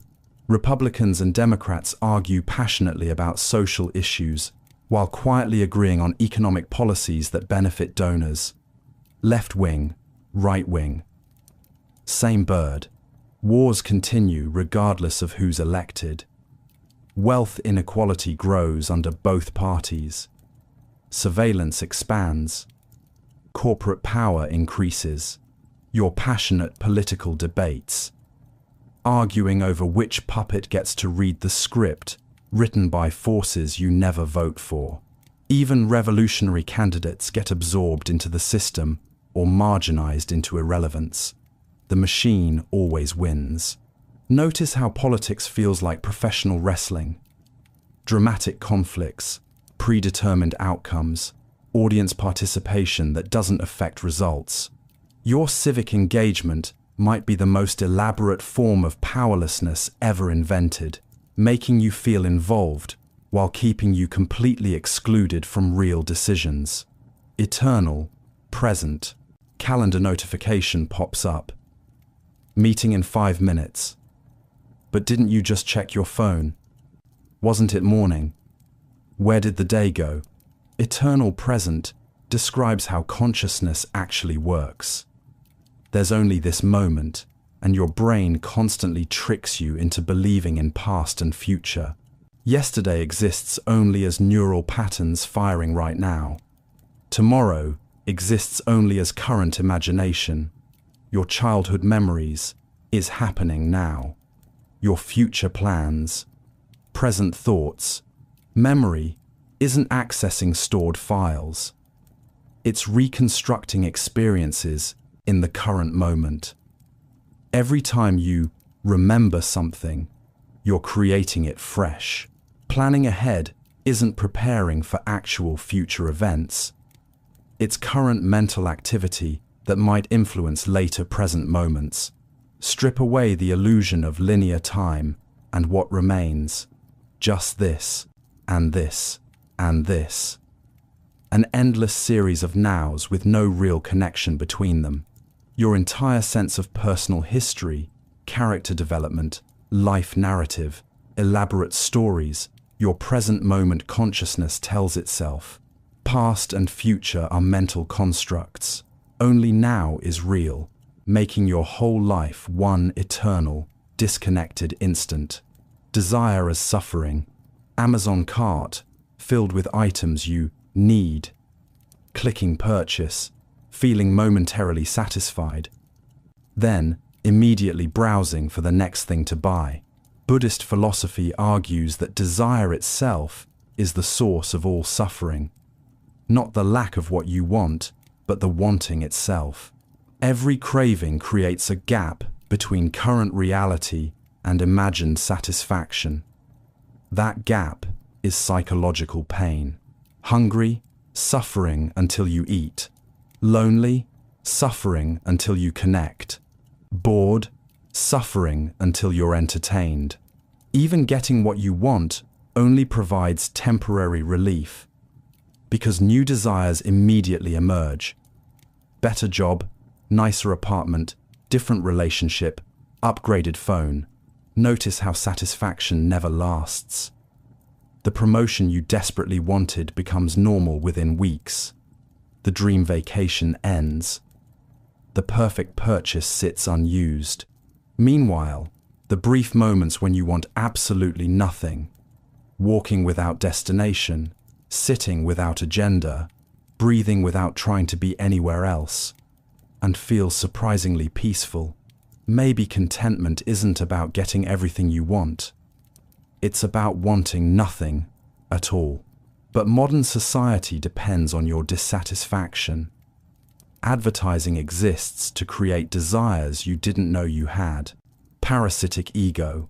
Phone battery dies during an important conversation, and your immediate panic isn't about missing information. It's about people thinking you're ignoring them. Your ego isn't protecting you. It's feeding off you like a parasite that's convinced you it's essential for survival. Every worried thought about how others perceive you, every need for validation, every defensive reaction to criticism, that's your ego, consuming your mental energy. Watch how exhausted you feel after social interactions.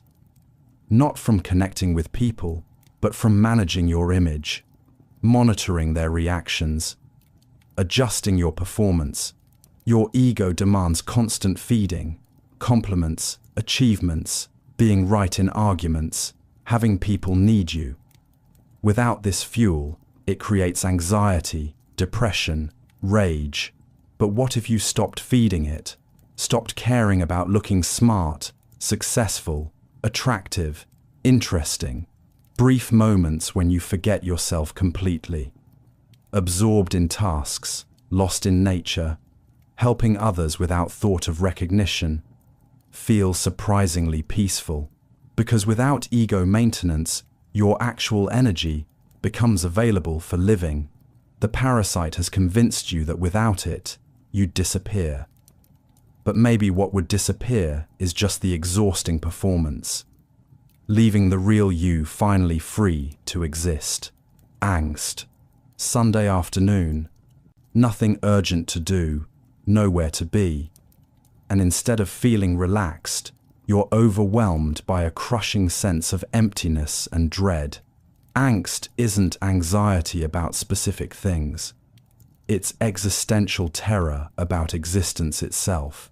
Kierkegaard described it as the dizziness of freedom, the nauseating realization that you're completely free to choose, but have no guidance for what to choose. Unlike fear, which has an object, angst has no clear target. You're not afraid of death, failure, or rejection. You're afraid of the very fact that you exist and must make choices without knowing if they matter.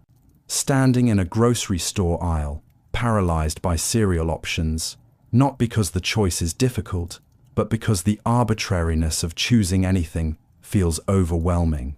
Modern life tries to distract you from angst with constant busyness, entertainment, and goals. But in quiet moments, waiting for elevators, lying awake at 3 a.m., walking empty streets, it creeps back. Pure consciousness, confronting the void. Realizing you're a free being in a meaningless universe, forced to create significance from nothing. Angst isn't a disorder to be cured. It's the natural response to being human. Life as disease. Fever, breaking after being sick for days. And in that moment of returning to normal, you realize how exhausting it is just to be conscious. Maybe awareness itself is the illness. Some philosophers argue that life is a disease, a temporary infection of matter that normally exists in peaceful, unconscious states. Rocks don't suffer, water doesn't worry, dead things don't experience anxiety, heartbreak, or existential dread. Only living organisms are cursed with the burden of sensation and thought. before you were born. No pain, no stress, no disappointment. After you die, same peaceful state. Life is just a brief, uncomfortable interruption between two periods of perfect tranquility. Even sleep feels like relief, consciousness temporarily switching off, giving you a break from being you. The universe spent billions of years in perfect silence before accidentally creating beings capable of suffering. Now, it's stuck with creatures who can contemplate their own mortality and find it disturbing. Every moment of awareness. It's not matter temporarily malfunctioning, creating the illusion of self before returning to its natural state of unconscious peace. Maybe death isn't life's enemy. It's the cure. Grand narrative, collapse. History textbook from high school. Confidently explaining how humanity progresses from primitive to civilized, ignorant to enlightened, oppressed to free. But what if history doesn't have a direction? Just random events we desperately arrange into comforting stories. Grand narrative collapse describes the death of big, meaningful explanations for human existence. Progress, justice, evolution, enlightenment, all just myths we created to avoid facing chaos. Science would eventually solve everything. Democracy would spread freedom. Technology would improve life. Education would end ignorance. These stories felt true for centuries. Now they're crumbling. Technology creates new problems faster than it solves old ones. Democracy produces authoritarian leaders. Education spreads misinformation. Medical advances create new diseases. Climate change, political polarization, wealth inequality. Suggesting we're not progressing toward anything better, just stumbling through random disasters. Without grand narratives, your individual life loses its backdrop of meaning. You're not part of humanity's noble journey. Just a brief accident in cosmic chaos. The collapse is liberating and terrifying. No predetermined destiny, but also no inherent purpose. Illusion of agency. Traffic light turns red. You stop your car, feeling like you made a choice. But 20 other drivers stopped at the exact same moment for the exact same reason. Illusion of agency suggests most of your decisions are just predetermined responses you mistake for free will. Your morning routine, political opinions, career path, even your reaction to this video.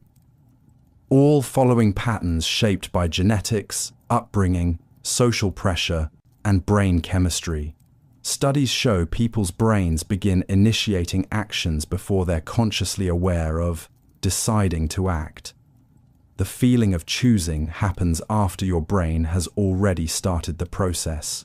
You think you chose your breakfast, your clothes, your mood today. But trace each choice backward, and you'll find it was determined by factors you never controlled. Even your resistance to this idea, predictable response based on your psychological makeup. Watch yourself make spontaneous decisions. Usually exactly what someone with your background, personality, and circumstances would choose. Free will feels real because you experience the outcome of unconscious processes as conscious choice. Your sense of being, the author of your life, might be the brain's most convincing illusion. Decentered, subject, behind every thought you think is yours. Multiple competing voices, unconscious drives, social programming, and biological imperatives, all claiming to be the real you. Decentered subject suggests there's no unified self making decisions, just a collection of psychological systems taking turns at the controls. Your rational mind wants to save money. Your emotional mind wants to spend it. Your social mind wants approval. Your survival mind wants security. Which one is actually you? Sometimes you're generous and kind. Other times you're selfish and cruel. Rather than having a consistent personality, you're more like a committee of different selves that rarely agree. Notice how you can hold contradictory beliefs simultaneously. Love someone while resenting them, want change while fearing it, crave attention while avoiding it. Psychoanalysis, Buddhism, neuroscience all suggest the unified self is fiction. No central command center, no consistent identity, just competing mental processes, creating the illusion of coherent selfhood, even your sense of being in control. Probably just whichever psychological subsystem is currently dominant, mistaking its temporary control for permanent identity. Who you are changes from moment to moment. Ontological anxiety, beyond your daily worries about money, relationships, or career, lurks a deeper terror that has no name or specific object. Ontological anxiety isn't fear of particular things going wrong. It's existential dread about the very fact that existence exists at all. Why is there something rather than nothing? Why does consciousness emerge from matter? Why do you experience being you instead of being someone else or no one? Late at night, staring at the ceiling, you sometimes feel it. The overwhelming strangeness of existing in a universe that shouldn't logically exist, as a self that shouldn't logically be possible. Unlike normal anxiety, which has solutions, ontological anxiety has no cure. You can't fix the fundamental weirdness of being conscious matter contemplating its own consciousness. Philosophy tries to explain existence, but every answer just pushes the mystery one level deeper. Even if we discovered why the universe exists, we'd still wonder why those laws exist. During quiet moments, walking alone, falling asleep, spacing out, you glimpse the cosmic absurdity of your situation. An impossible being in an impossible reality. Temporarily convinced, both make sense. Arrested development throughout your adult life. Still seeking approval from parents who disappointed you decades ago. Still avoiding challenges that scared you as a teenager. Still using coping mechanisms you developed at age 12. Arrested development suggests most people stop psychologically growing at some point in childhood or adolescence, then spend the rest of their lives as sophisticated children, pretending to be adults. Your relationship patterns mirror your family dynamics.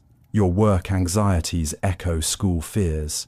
Your romantic choices repeat early attachment wounds. Notice how you still feel like a kid playing dress-up in adult situations. Job interviews, serious conversations, making major decisions, part of you waiting for a real adult to take over. Even your proudest achievements, often just elaborate ways of finally getting the recognition your inner child still craves. Watch other adults closely. Beneath the professional facades, most are stuck at whatever age they experience their deepest wounds or greatest fears. The mature behavior you perform daily, learned responses, covering up the same emotional needs and reactions you had at 7 years old. Growing older isn't growing up.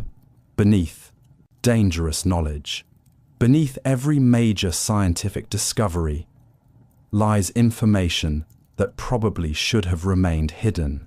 Nuclear physics gave us clean energy and weapons that could end civilization. Genetic engineering promises cures and the ability to create biological weapons. Artificial intelligence might solve every problem or make humans obsolete. Knowledge isn't neutral. Some truths are genuinely dangerous to know.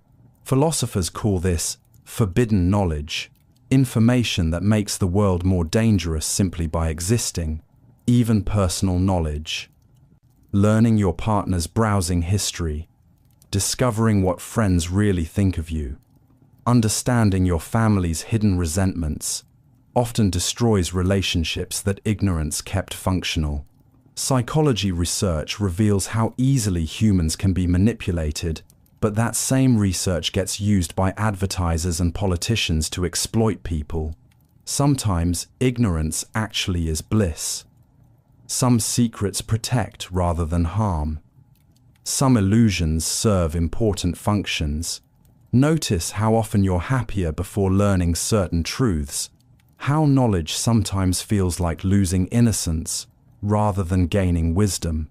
The tree of knowledge wasn't forbidden arbitrarily. Some information genuinely makes life worse.